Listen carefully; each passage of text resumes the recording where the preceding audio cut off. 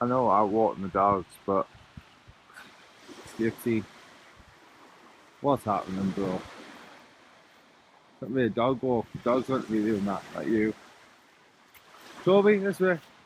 So I'm just out walking Toby again. Um, Feeling very low on energy today. I think it's due to dropping the calories a number 200 and keeping the rate of activity the same. Also been quite a hard day at work, so obviously I not only work on a computer, but there's a lot of thought and things that goes into what I do. So I've been dealing with all that and coming up with new ideas for other businesses as well and business ventures. So yeah, I've also overshot on my food. I basically ate most of my meals already and only have about I have one meal and one pre-bed snack left, and it's 4 p.m.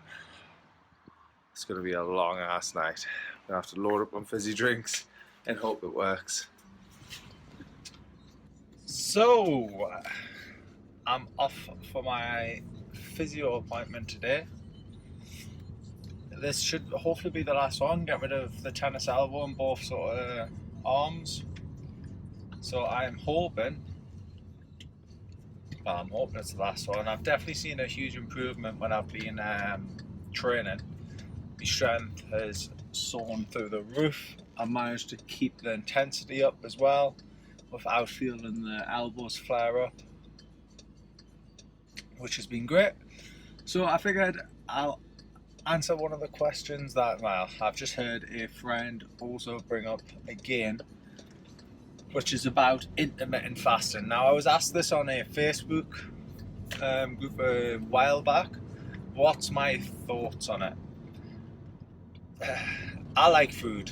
I didn't get 21. I didn't get to 21 stone not liking food, right? So because I like food, I would not do an intermittent fast. I could potentially do the one where it's, you just fast until lunchtime. But once again, what's the actual added benefit, really? It all comes down to what you eat.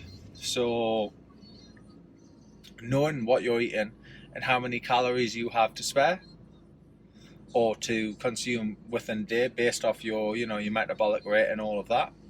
So rather than getting into the nitty gritty and science and trying to fad your way into it, all you have to do is pick up a pen and paper even. But nowadays, obviously with technology, you don't even have to go there. You just install MyFitnessPal on your Android or your Apple phone and start tracking what you're actually eating. When you start tracking what you're eating, you become responsible and you'll become accountable. You start becoming accountable to yourself. Once you start becoming accountable to yourself, then what you want to do is, start actually monitoring your calories and start watching what you're eating. Start hitting that sort of either maintenance level if you just want to maintain, or under if you want to drop weight. Obviously, depending on how much weight you want to drop, is how much calorie drop you should factor into your lifestyle. Don't get me wrong, it's not easy. It takes a little bit of conscious effort. But like many people say, if anything was easy, then everyone would have it, right? The idea is you work hard for it and then you'll achieve the great results. So all you have to do, the process is pretty simple in itself, is just start actually tracking your calories, and then from there just working out your TDE. There's plenty of calculators online. I typically use the Grenade Fit one because I'm a Jamie Alderton follower.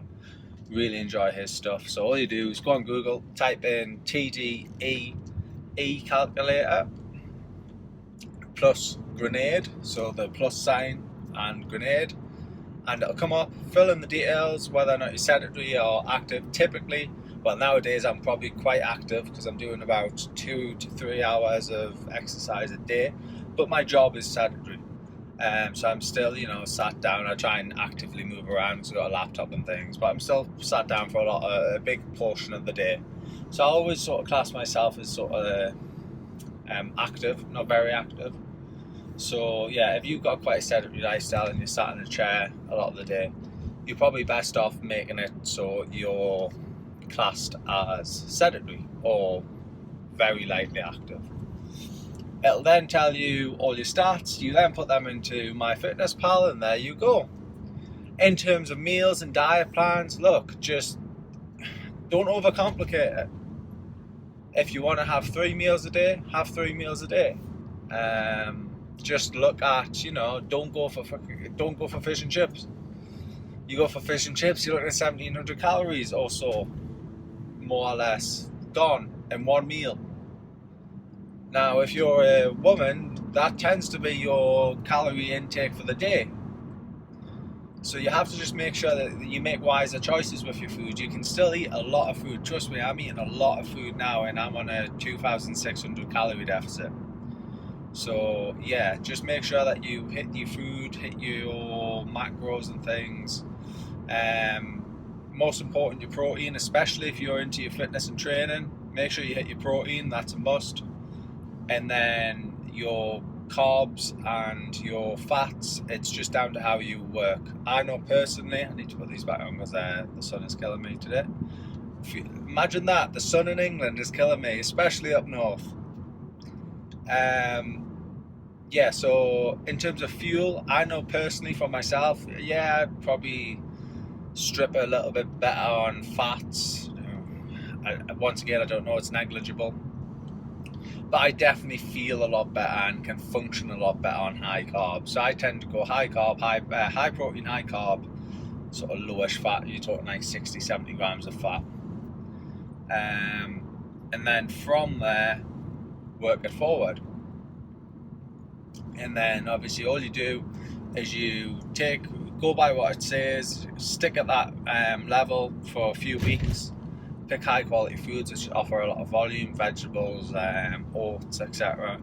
You have a lot of oats for the certain amount of volume, and then once it starts to taper off, you've lost weight, but you're no longer losing, maybe consistently for 3 or 4 weeks, you haven't really lost anything. As soon as you start feeling your motivation levels dropping because you're not losing the weight, then look to maybe drop your calories a little bit more.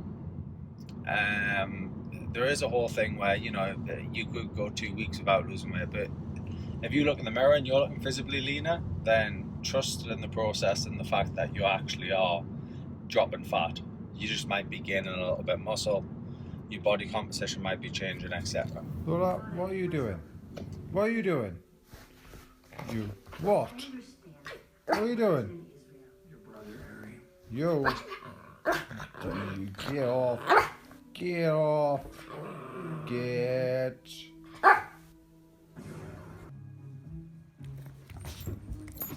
Get off. You can't have it. You want the finger puppet. Ah! You don't want it. You don't want a finger puppet, do you? See? She's just crazy. That one is a crazy animal. Oh, slap him in the face. Slap him. Oh, get off. Ow! You little rat. Bring it back. Burbo. Lola, what are you doing? What is she doing, Muppet? Lola. So in this clip, you can see basically I'm getting my blood pressure measured, and I didn't really know at the time what this measurement actually meant, but when I asked a few people online who were a bit more suave and up to date on it, they said basically that I had a very, very elite level sort of blood pressure and quite a low pulse rate as well, which was great. So I know my pulse rate is a lot lower now. That was just as I've sat down. So I've just sat down, got the telly on, and decided, I'll give it a go and see what happens. So this is just a quick update. The video will end here. Thank you for listening, and have a wonderful day. Sassy bitch.